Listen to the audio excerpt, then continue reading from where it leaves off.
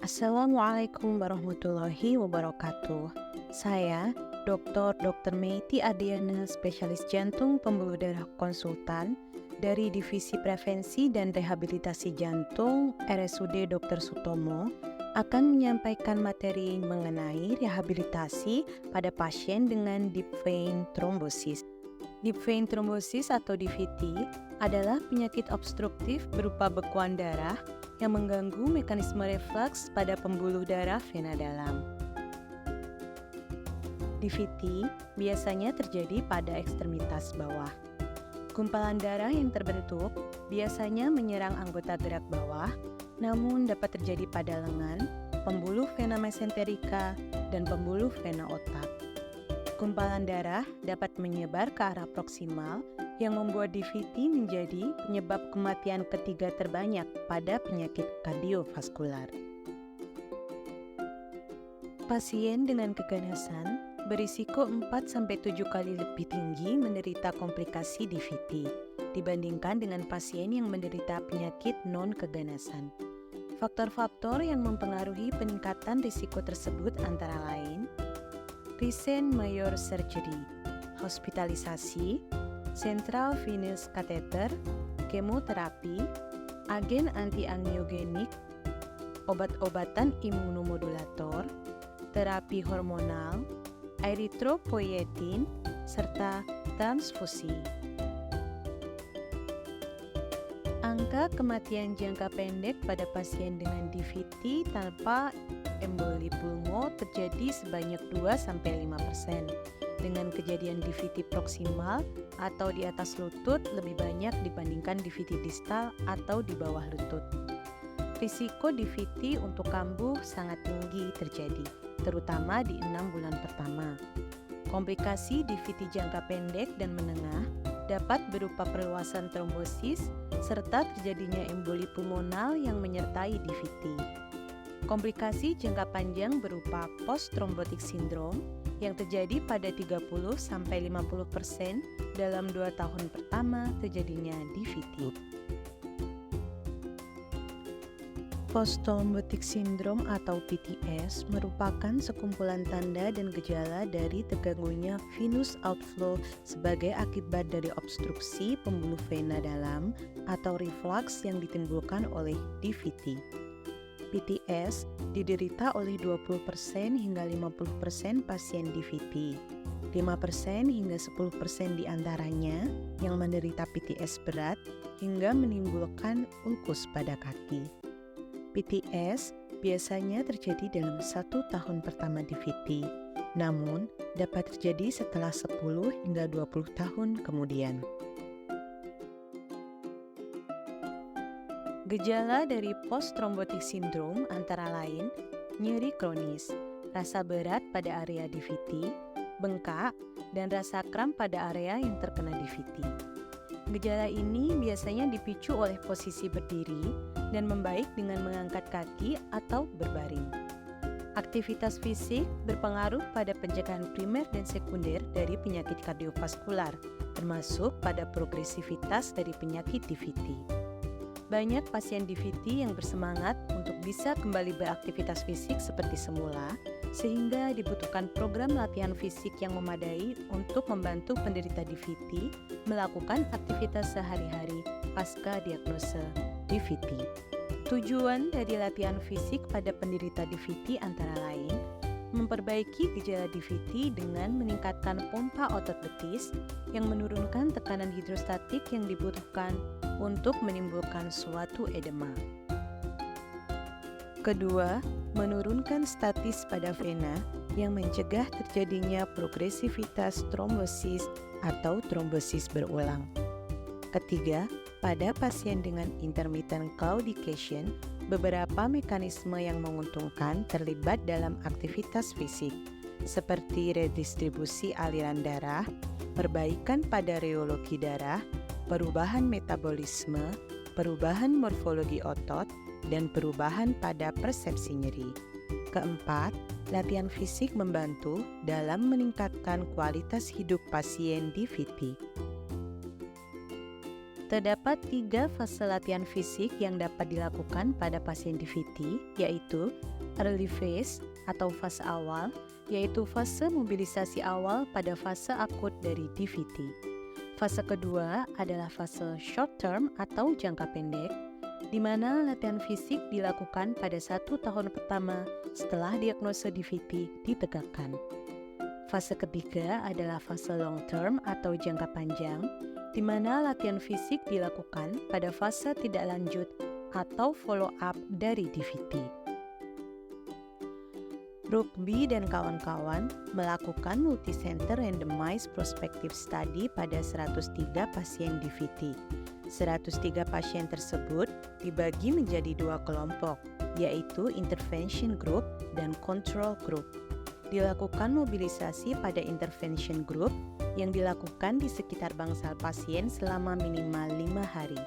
Sedangkan pada control group dilakukan tirah baring tanpa adanya intervensi. Kedua kelompok tersebut diberikan terapi antikoagulan dan compression stocking. Dilakukan evaluasi pada hari ke-12 pada kedua kelompok tersebut. Didapatkan pada kelompok intervensi, 7,7% populasi mengalami progresivitas dari trombus dan 13,5% terdiagnosis emboli pulmonal, infeksi nosokomial, efek samping berat sampai dengan kematian. Pada kelompok kontrol, 20% populasi mengalami progresivitas trombus, 28% terdiagnosis emboli pulmonal, infeksi nosokomial, efek samping berat sampai dengan kematian. Tidak ada perbedaan skala nyeri yang signifikan yang dihitung dengan fast score pada kedua kelompok tersebut. Pada short term program atau program jangka pendek, Khan, SR, dan kawan-kawan melakukan studi cohort yang mempelajari efek dari treadmill selama 30 menit pada 41 pasien DVT dalam 1 tahun pertama. Pada populasi tersebut, didapatkan 19 pasien atau 46,3% menderita post-thrombotic syndrome atau PTS, dan 22 pasien atau 53,7% tidak menderita post-thrombotic syndrome atau PTS. Dilakukan evaluasi selama 1 tahun. Pada kelompok PTS, didapatkan peningkatan fleksibilitas otot, terutama pada otot gastrocnemius dan otot soleus setelah dilakukan treadmill. Pada kelompok ini, didapatkan juga volume kaki meningkat secara signifikan pada kaki yang terserang DVT dibandingkan dengan kaki yang tidak terserang DVT dengan mean between leg difference 53 plus minus 108 ml. Pada kelompok non-PTS, tidak terdapat peningkatan signifikan volume kaki yang terserang DVT jika dibandingkan dengan kelompok PTS dengan mean between leg difference 15 plus minus 64 ml. Dapat disimpulkan bahwa perbaikan yang signifikan terjadi pada pasien dengan post-thrombotic syndrome yang melakukan treadmill atau latihan fisik. Pada long-term program, Schreier dan kawan-kawan melakukan studi cohort yang mempelajari hubungan antara level aktivitas sehari-hari dengan kejadian post-thrombotic syndrome pada 387 pasien DVT dalam kurun waktu 2 tahun. Populasi tersebut dibagi menjadi 3 kelompok, yaitu kelompok tanpa aktivitas fisik, kelompok dengan aktivitas ringan hingga sedang, dan kelompok dengan aktivitas tinggi atau berat. Dilakukan evaluasi dalam kurun waktu 2 tahun. Pada kelompok tanpa aktivitas fisik, didapatkan PTS ringan atau tidak didapatkan komplikasi PTS dengan rata 19,6. Sedangkan PTS dengan derajat sedang hingga berat ditemukan pada populasi dengan rata 42,4. Pada kelompok dengan aktivitas ringan hingga sedang, didapatkan komplikasi PTS ringan dengan rata 24,9 dan didapatkan PTS sedang hingga berat dengan rata 20,9. Pada kelompok aktivitas dengan intensitas tinggi, didapatkan komplikasi PTS ringan dengan rata 55,5 dan didapatkan komplikasi PTS sedang hingga berat dengan rata 36,9.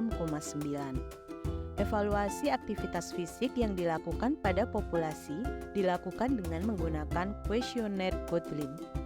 Jika skor Godlin sama dengan 0, maka sampel tersebut masuk dalam kelompok tidak melakukan aktivitas fisik.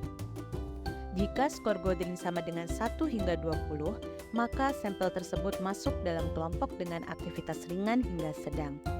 Jika skor Godlin lebih dari sama dengan 20, maka sampel tersebut masuk ke dalam aktivitas dengan intensitas tinggi. Terdapat beginner walking program yang dapat dilakukan oleh pasien serta dapat dimulai pada fase awal DVT. Latihan berjalan ini dilakukan di sekitar rumah dengan medan datar dan area yang cukup untuk pasien dapat beristirahat selama latihan. Pada minggu pertama, pasien dapat berjalan selama 5 menit dengan tempo yang dirasa aman oleh pasien sebanyak 3 hingga 4 kali sehari. Pada minggu kedua, pasien dapat berjalan selama 10 menit dengan frekuensi 3 hingga 4 kali sehari. Pada minggu ketiga, pasien dapat berjalan selama 20 menit dengan frekuensi 3 kali sehari. Pada minggu keempat, pasien dapat berjalan selama 30 menit dengan frekuensi 2 kali sehari. Pada minggu kelima, pasien dapat berjalan selama 40 menit dengan frekuensi 1 kali sehari. Lakukan pendinginan selama 5 menit tiap sesi berjalan dilakukan. Diharapkan pasien dapat berjalan selama 30 hingga 45 menit dengan frekuensi 5 hingga 7 hari seminggu. Program berikutnya adalah sitting exercise. Terdapat 3 gerakan yang dapat dilakukan oleh pasien dengan posisi duduk. Gerakan pertama adalah ankle pumps. Pasien duduk di kursi dengan telapak kaki digerakkan ke atas dan ke bawah sebanyak 30 kali per jam. Gerakan kedua adalah knee extension. Dalam posisi duduk, pasien meluruskan salah satu lutut, lalu turunkan kaki secara perlahan ke lantai dengan menekuk lutut sebanyak 30 kali per jam. Lakukan gerakan yang sama pada kaki sebelahnya. Gerakan ketiga adalah seated marching. Pasien mengangkat salah satu lutut semaksimal mungkin, lalu diturunkan secara perlahan sebanyak 30 kali per jam. Lakukan gerakan yang sama pada kaki sebelahnya. Elastic stocking compression juga terbukti dapat mengurangi komplikasi PTS pada pasien-pasien DVT. Yang dan kawan-kawan melakukan studi randomized control trial pada 222 pasien DVT yang tidak dilakukan prosedur pengangkatan trombus. Dilakukan penilaian terhadap efektivitas dari elastic compression stocking atau ESC dalam mencegah terjadinya post-thrombotic syndrome. 113 pasien disatukan dalam kelompok intervensi yang diberikan persesepan elastic stocking compression. 119 pasien disatukan dalam kelompok kontrol yang tidak diberikan persepan elastic stocking compression. Dilakukan evaluasi selama 24 bulan pada kedua kelompok tersebut dan disimpulkan bahwa komplikasi post-thrombotic syndrome lebih banyak terjadi pada kelompok yang tidak menggunakan elastic stock compression dengan kualitas hidup yang lebih rendah jika dibandingkan dengan kelompok yang menggunakan elastic stock compression. Lalu bagaimana latihan fisik pada pasien dengan komplikasi emboli pulmonal? Siris Druet dan kawan-kawan melakukan studi pada 23 pasien dengan emboli pulmonal akut. 5 pasien didiagnosis dengan emboli pulmonal masif, 16 pasien dengan emboli pulmonal submasif, dan 2 pasien dengan emboli pulmonal resiko rendah. Dilakukan perhitungan kapasitas fungsional, latihan fisik, serta asesmen terhadap kualitas hidup pasien. Sampel diminta untuk melakukan latihan tersupervisi di gym arena yang terdapat di rumah sakit. Pasien juga dapat beraktivitas fisik di rumah jika terdapat keterbatasan untuk datang ke rumah sakit. Indikator keamanan pertama yang diperhatikan adalah kematian selama atau setelah preskripsi latihan fisik dilakukan. Sedangkan indikator keamanan kedua yang diperhatikan adalah kekambuhan emboli pulmonal yang didiagnosis melalui CTPA. Pada akhir studi, tidak didapatkan kematian, kekambuhan emboli pulmonal, maupun kejadian kardiovaskular mayor yang dilaporkan dalam 3 bulan latihan fisik dilakukan. Meskipun begitu, terdapat 7 efek samping yang terjadi. Namun, efek samping tersebut tidak berhubungan dengan latihan fisik, seperti kematian akibat sepsis, didapatkan diagnosis kanker prostat pada salah satu sampel, diagnosis pankreatitis akut pada sampel yang lain, dan efek samping lain yang tidak berhubungan dengan aktivitas fisik. Program latihan fisik memberikan efek positif pada pasien dengan fase akut maupun kronik deep vein thrombosis. Dengan kata lain, terapi latihan fisik dapat menjadi terapi pendamping yang direkomendasikan pada pasien dengan deep vein thrombosis. Terlebih pada pasien deep vein thrombosis, terdapat kecemasan dalam melakukan aktivitas sehari-hari, dikarenakan keluhan nyeri maupun bengkak pada area yang terdapat DVT. Tenaga medis dapat menyampaikan pada penderita bahwa aktivitas fisik tidak berdampak buruk pada kondisi deep vein thrombosis pasien, sehingga diharapkan dapat meningkatkan motivasi pasien dengan deep vein thrombosis untuk melakukan latihan dan aktivitas fisik sehari-hari secara mandiri. Demikianlah materi mengenai rehabilitasi pada pasien dengan deep vein thrombosis. Semoga materi yang saya sampaikan dapat bermanfaat bagi kita semua. Wassalamualaikum warahmatullahi wabarakatuh.